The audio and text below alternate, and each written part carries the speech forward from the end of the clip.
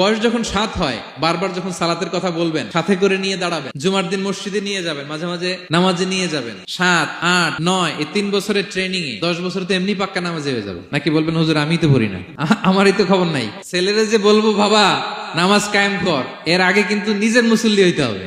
নামাজের ব্যাপারে no consideration, কোনো ছাড় নাই। সালাত আপনাকে পড়তেই হবে যে কোনো পরিস্থিতিতে। এজন্য 7 বছর বয়স থেকে বিশ্বনবী ওয়ার্নিং দিতে বলেছেন। 10 বছর বয়স হলে প্রয়োজনে রূঢ় আচরণ করো, শাসন করো, প্রয়োজনে মৃদু প্রহার করো।